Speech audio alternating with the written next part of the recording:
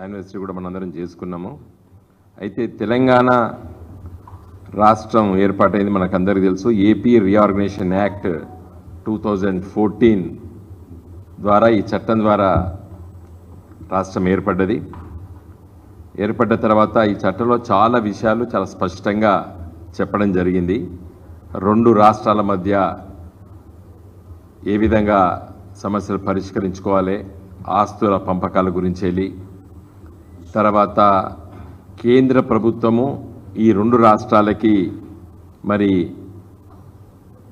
ఏ విధమైనటువంటి సహాయం చేయాలి, మరి కొన్ని విద్యా సంస్థల్ని ఏర్పాటు చేసే విషయంలో రెండు రాష్ట్రాల్లో, తర్వాత జాతీయ రహదారులు ఏ విధంగా ఏర్పాటు చేయాలి, పరిశ్రమలు ఏ విధంగా ఏ పరిశ్రమలు ఏర్పాటు చేయాలి అనే అన్ని విషయాలు కూడా గత 10 సంవత్సరాల నుండి తెలంగాణ రాష్ట్రం ఏర్పడ్డ నాటి నుండి మేము కేంద్ర ప్రభుత్వం దృష్టికి తీసుకొచ్చిన విషయం ప్రపంచానికి తెలుసు. చాలా విషయాలు ఒకట ఏది పరిశ్రమలు కానివ్వండి, నెలకొల్పడంలో కానివ్వండి, జాతీయ రహదారులు కానివ్వండి, విద్యా సంస్థలు కానివ్వండి, ఇవన్నీ సరే కొన్ని చేశారు, కొన్ని చేయవలసిన అవసరం ఉంది. అవన్నీ కూడా మనం పదే పదే పార్లమెంట్లో కానివ్వండి, శాసనసభ తీర్మానాల ద్వారా కానివ్వండి, గౌరవ తెలంగాణ రాష్ట్ర తొలి ముఖ్యమంత్రి కల్వకుంట్ల చంద్రశేఖరరావు గారు ఢిల్లీ పర్యటన లోపల మోడీ గారికి, ప్రధానమంత్రి గారికి లిఖితపూర్వకంగా ఇచ్చినటువంటి లేఖలు కానివ్వండి, ఇవన్నీ కూడా రెండు రాష్ట్రాల్లో ఉన్నటువంటి తెలుగు ప్రజలతో పాటు ప్రపంచంలో వివిధ దేశాల్లో ఉన్నటువంటి తెలుగు ప్రజలకు అందరికీ కూడా తెలుసు. ఎందుకంటే ఆసక్తి ఉన్నది, మా రాష్ట్రం ఇట్లా అభివృద్ధి చెందుతున్నటువంటి ఆసక్తి రెండు తెలుగు రాష్ట్రాల ప్రజలకు ఉంది. కాబట్టి ఈ విషయాలన్నీ కూడా తెలుసు. దాంట్లో ఒక ముఖ్యమైన విషయము, రెండు రాష్ట్రాల లోపల శాసనసభ సీట్లు పెంచాలనేటువంటి విషయం కూడా సెక్షన్ 26లో చాలా స్పష్టంగా ఉంది. తెలంగాణ రాష్ట్రానికి ఎన్ని సీట్లు పెంచాలి, మరి అదేవిధంగా ఆంధ్రప్రదేశ్ రాష్ట్రానికి ఇప్పుడు 175 ఆంధ్రప్రదేశ్లో శాసనసభ సీట్లున్నాయి, దాన్ని 225గా పెంచాలని చెప్పి 119 ఉన్నటువంటి స్థానాల్ని 153కి తెలంగాణలో పెంచాలని చెప్పేటువంటి మరి ఆ ప్రొవిజన్ సెక్షన్ 26లో డీలిమిటేషన్ ఆఫ్ కాన్స్టిట్యున్సీస్ అనేటువంటి దాంట్లో సవివరంగా వివరించబడ్డది. దురదృష్టవశాత్తు ఈ చట్టం తయారు చేసేటప్పుడు ఒక subject to the provisions contained in article 170 of the constitution అనేది ఒకటి వర్బాటం ఒక ఉండడం వల్ల మరి ఆర్టికల్ 170 ఏం చెప్తుంది అంటే 2026 తర్వాత మొదటి సెన్సెస్ తర్వాత వచ్చేటువంటి దాని ప్రకారంగా చేయాలని చెప్పింది. కాబట్టి మేము చెయ్యలేమని చెప్పి కేంద్ర ప్రభుత్వం చెప్పింది. ఆ సందర్భంలో మేము చాలాసార్లు మోడీ గారిని కలవడం జరిగింది, అదేవిధంగా లా మినిస్టర్ని కలవడం జరిగింది.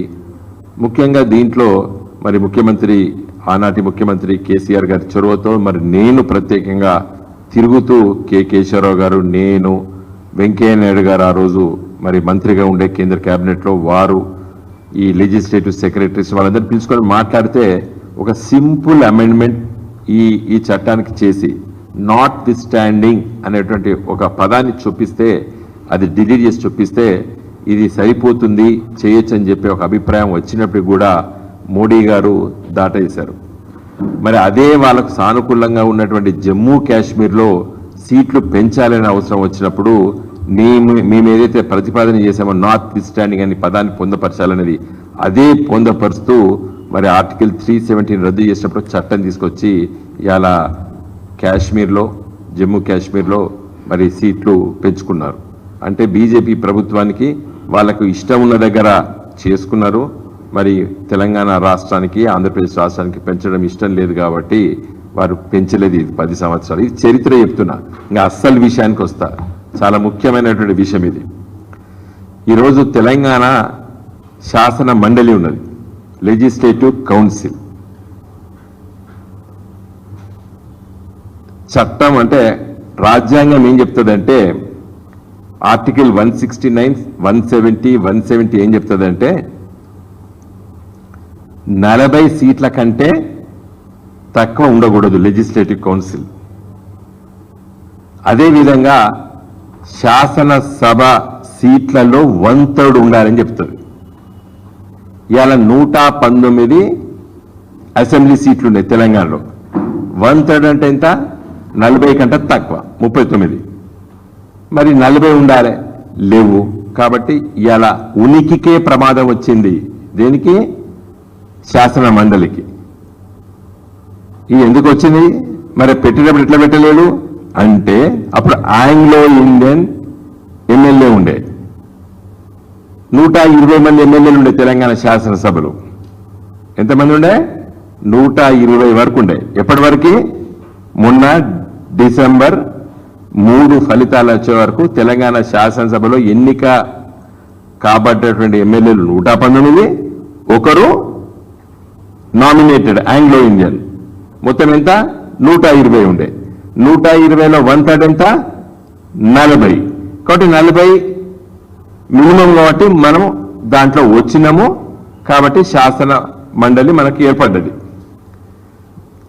ఈ మధ్య కాలంలో మోడీ గారి ప్రభుత్వము ఆంగ్లో ఇండియన్ ఎంపీలు లోక్సభలో 2ని, ప్రతి రాష్ట్రంలో ఉన్నటువంటి శాసన సభ నామినేటెడ్ ఆంగ్లో ఇండియన్ దాన్ని రాజ్యాంగ సవరణ 105 ప్రకారంగా 104 దాని ప్రకారంగా తీసేసిండ్రు. 104th అమెండ్మెంట్ ప్రకారంగా తీసేశారు.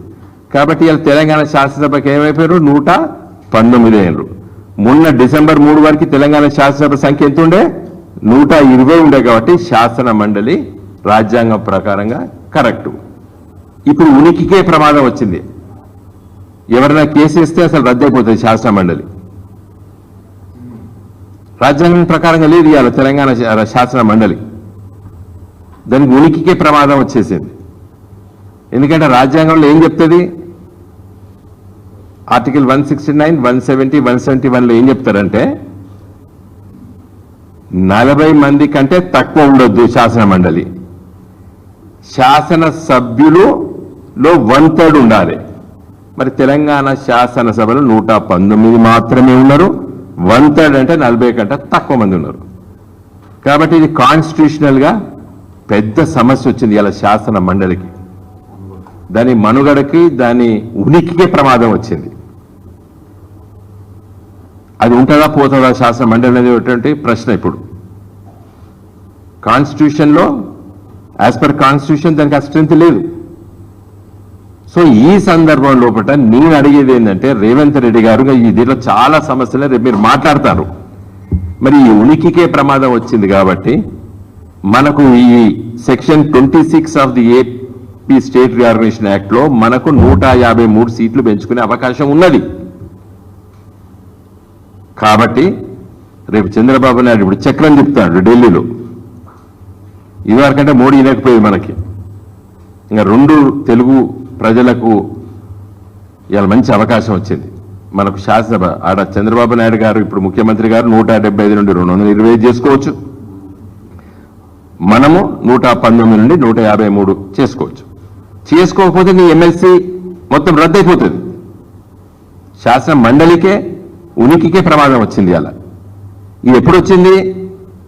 మొన్న ఎన్నికలయ్యేంత వరకు 120 మంది ఉండే. కేసీఆర్ గారు ముఖ్యమంత్రి ఉన్నంత కాలం 120 మంది శాసనసభ్యులు ఉండే. ఆ కాన్స్టిట్యూషనల్ అమెండ్మెంట్ ఏదైతే చేసిండ్రో ఆ కాన్స్టిట్యూషనల్ అమెండ్మెంట్ లో ఏం చెప్పిందంటే, ఆ ఎమ్మెల్సీ ఏదైతే నామినేటెడ్ ఎమ్మెల్సీలు ఆంగ్లో ఇండియన్స్ ఉన్నారో వాళ్ళ టర్మ్ అయిపోయే వరకు ఉండొచ్చు అని అన్నారు. లోక్సభలో కూడా 2 ఉండేది, ఏది ఆంగ్లో ఇండియన్స్, వాళ్ళు కూడా వాళ్ళ టర్మ్ అయిపోయే వరకు ఉండొచ్చు. అంటే మొన్న పార్లమెంటు ఉన్నంత వరకు ఉన్నారు, వాళ్ళ పని ఖతం అయిపోయింది. మన ఎమ్మెల్యేలు కూడా ఆ పాపం ఆయన ఎవరు ఉండే ఒక అతను స్టీఫెన్ గారు, వారిది కూడా మొన్న టర్మ్ అయిపోయింది, పోయేసరికి అయిపోయింది. మళ్ళీ ఇప్పుడు రేవంత్ రెడ్డి గారు నామినేట్ చేయడానికి వీల్లేదు, ఆంగ్లో ఇండియన్ని చేద్దామని చేయడానికి వీల్లేదు. ఎందుకంటే కాన్స్టిట్యూషన్ అమెండ్మెంట్ అయిపోయింది. No more Anglo Indians in the state legislatures and also in the Lok Sabha by nomination of course. ఇక్కడ పోటీ చేసి గెలిస్తే గెలవచ్చు, తప్పేం లేదు. కాబట్టి ఇంత పెద్ద ప్రమాదం వచ్చేసింది, పొంచి ఉన్నది కూడా అంటలే నేను ఏ శాసన మండలికి. కాబట్టి రేపు రేవంత్ రెడ్డి గారు మరి చంద్రబాబు నాయుడు గారు చక్రం తిప్పే చంద్రబాబు నాయుడు గారు మరి మీరు ఇద్దరు మాట్లాడండి. సరే మిగతా అన్ని పంచాయతీలు ఉన్నాయి, భూముల పంచాయతీ నాకు బాగా తెలుసు, ఎందుకంటే నేను ఎంపీగా ఉన్న సందర్భంలో కేసీఆర్ గారు ఆదేశిస్తే పలు సందర్భాల్లో ప్రతి డిపార్ట్మెంట్ చుట్టూ తిరిగినా అది అంత తొందర దిగేది కాదు. కొన్ని ఇంకా కాంప్రమైజ్ కావాలి, వదులుకుంటే తొందర దిగుతుంది పంచాయతీ. మరి అట్లా వదులుకోవద్దు. మనం తెలంగాణ రాష్ట్రంలో మన వనరులు, మన ఆస్తులు వాళ్ళు కన్నేసినరు, మన హైదరాబాద్లో ఆస్తులపై కన్నేసారు. కాబట్టి దాన్ని తీవ్రంగా మేము వ్యతిరేకించినాము. కాబట్టి ఎట్టి పరిస్థితుల్లో కాంప్రమైజ్ కావద్దు, మనం కొట్లాడాలి. మన తెలంగాణ ఆస్తుల్ని ఎట్టి పరిస్థితుల్లో పొడగొట్టవద్దు.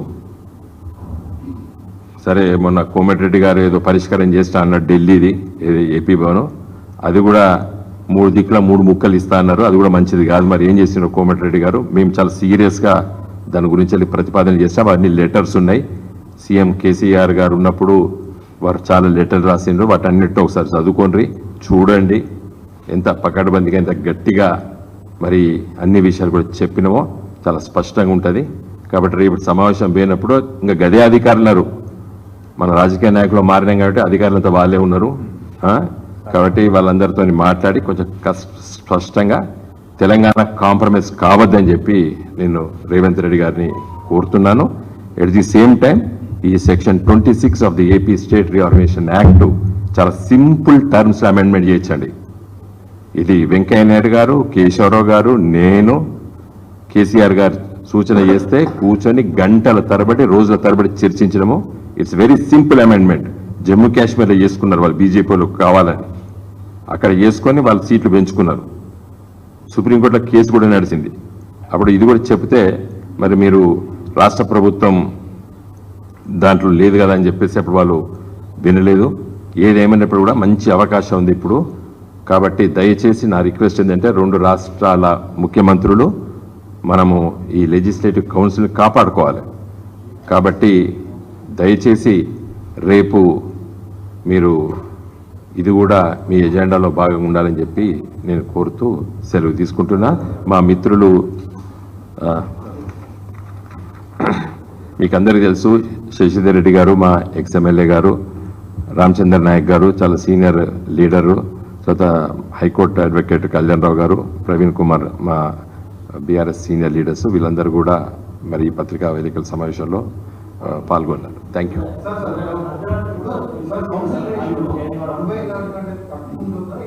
ఏమండి? కాదండి, వెరీ సింపుల్. 40 మంది కంటే తక్కువ ఉండొద్దు శాసన మండలి ఏర్పాటు చేయాలంటే. మరి ఎంతమంది ఉండాలి దాంట్లో? శాసనసభ సభ్యులు 1/3 ఉండాలి.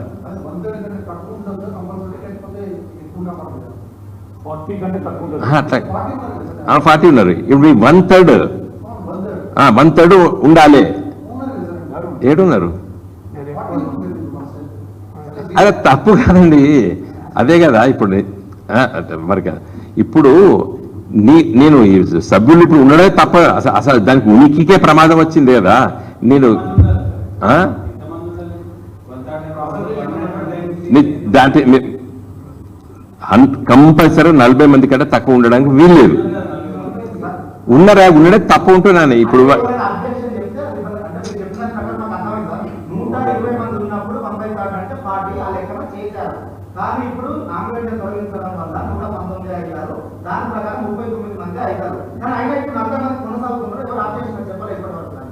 అరే అందుకే నేను చెప్పిన కదా,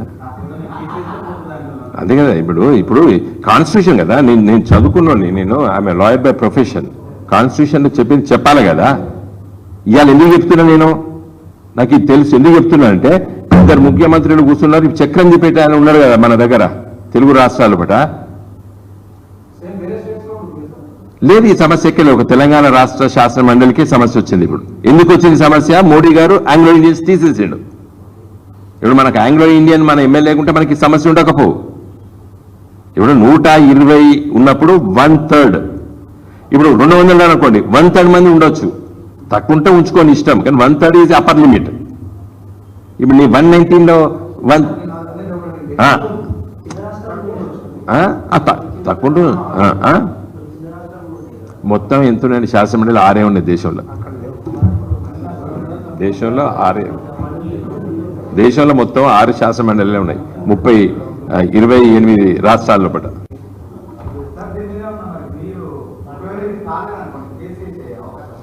నేను దీన్ని చెప్పింది మారడానికి దీన్ని కాపాడుకోవాలి. ఎందుకంటే నేను హన్మకొండ ఎంపీగా ఉన్నప్పుడు 2005లో పార్లమెంటు బిల్లు వచ్చినప్పుడు 20 నిమిషాలు మాట్లాడినా. శాసన మండలి ఎందుకు ఉండాలి? చిన్నప్పుడు మేము విద్యార్థిలో రాజకీయాలు ఉన్నప్పుడు శాసనసభతో పాటు శాసన మండలి డిస్కషన్స్ ఎక్కువ మంది ఉండేది. కేఎల్ మహేంద్ర గారు, వేములపల్లి శ్రీకృష్ణ గారు, తర్వాత చాలా పెద్ద పెద్ద మేధావులు, రోషయ్య గారు, వీళ్ళందరూ శాసన మండలి ఒక్కొక్క బిల్లు మీద గంటల తరబడి మాట్లాడితేనే మేము ఆడ ఉండి చూసేది. మేము అంటే దట్ ఈస్ ద రీజన్. ఎగువ సభ ఎందుకు పెట్టిందంటే ఏమైనా తొందరపడి శాసన సభ్యులు కానీ అక్కడ లోక్సభ సభ్యులు కానీ ఏదైనా బిల్స్ పాస్ చేస్తే దాని మీద డిబేట్స్ కోసం, డిస్కషన్స్ కోసం ఇన్పుట్స్ ఇవ్వడానికి ఈ ఎగువ సభను, అప్పర్ హౌస్ రాజ్యసభ, ఇక్కడ లెజిస్లేటివ్ కౌన్సిల్ పెట్టినటువంటి ఉద్దేశం దాన్ని కాపాడుకోవాలి. కాబట్టి మరి ఇప్పుడు దాని ఉనికికే ప్రమాదం వచ్చింది కదా. ఎందుకు వచ్చింది ఇది? ఒక సభ్యుడు ఎగిరిపోయాడు, 120లకి వెళ్ళి 119 అయిపోయారు. ఎన్నిక కాబట్టేటువంటి ఎమ్మెల్యేలు 119, ఒకరు నామినేటెడ్ సభ్యుడు ఉన్నాడు కాబట్టి 120 సభ కాబట్టి 40 కాబట్టి మనం లెజిస్లేటివ్ కౌన్సిల్ తెలంగాణకు వచ్చింది. విభజన చట్టంలో ఉన్నది అది, విభజన చట్టంలో.